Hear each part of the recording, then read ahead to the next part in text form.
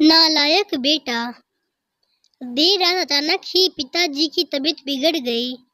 आहट पाते ही उनका नालायक बेटा उनके सामने था। माँ ड्राइवर बुलाने की बात कह रही थी, पर उसने सोचा अब इतनी रात को इतना जल्दी ड्राइवर कहाँ आ पाएगा।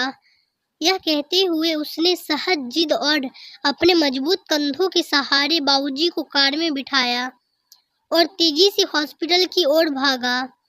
बाबूजी दर्द से कड़ाहने के साथ ही उसे डांट भी रहे थे।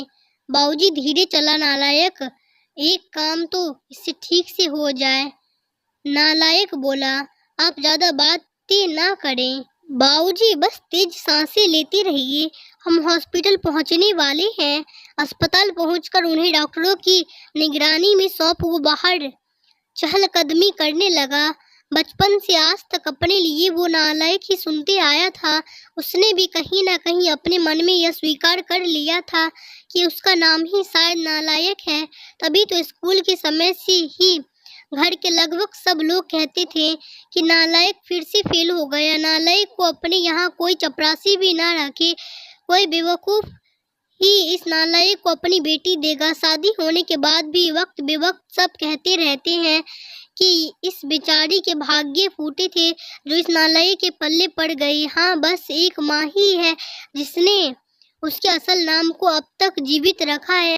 पर आज अगर उसके बाबूजी को कुछ हो गया तो शायद वो भी इस ख्याल के आते ही उसकी आंखें छलक गई और वो उनके लिए हॉस्पिटल में बने एक मंदिर में प्रार्थना में डूब गया। प्रार्थना में शक्ति थी, यह समस्या मामूली। डॉक्टर ने सुबह सुबह ही बाबूजी को घर जाने की अनुमति दे दी। घर लौटकर उनके कमरे में छोड़ते हुए बाबूजी एक बार फिर चीखे, छोड़ नालायक, तुझे तो लगा होगा कि बूढ़ा अब लौटेगा ही नहीं। उदास वो उस कमरे से निकला तो माँ से अब रहा नहीं गया। इतना सब तो करता है, बावजूद इसके आपके लिए वो नालायक है। विवेक और विशाल दोनों अभी तक सोए हुए हैं। उन्हें तो अंदाजा तक नहीं है कि रात को क्या हुआ होगा। बहुओं ने भी शायद उन्हें बताना उचित नहीं समझा होगा या बिना आवाज दिए आ गए और किसी को भी परेशान नहीं किया। भगवान ना करे कल को कुछ अनहोनी हो जाती तो। और आप है कि उसे शर्मिंदा करने और डांटने का एक भी मौका नहीं छोड़ते। कहते कहते माँ रोने लगी थी।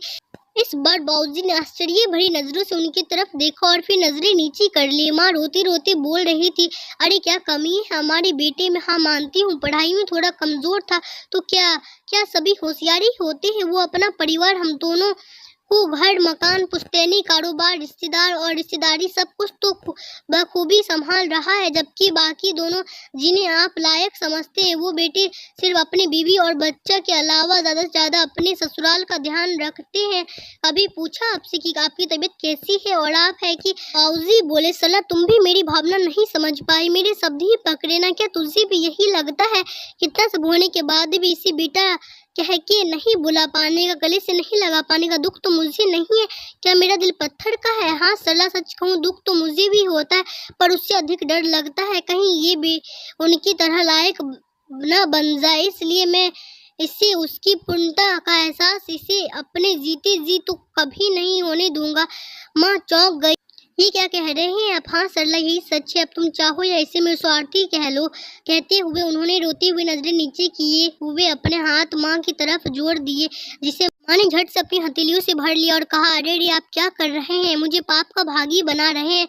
मेरी ही गलती है, मैं आपको इतने वर्षों में पूरी तरह नहीं समझ पाई। दूसरी ओर दरवाजे पर वह नालायक खड़ा यह सारी बातचीत सुन रहा था। वो भी आंसुओं से तरबतर हो गया था। उसके मन में आया कि दौड़कर अपने बाबूजी के गले लग जाए, पर ऐसा करते ही उसके बाबूजी छिप जाते, यह सोचकर वो अपने कमरे की ओर दौड़ गया।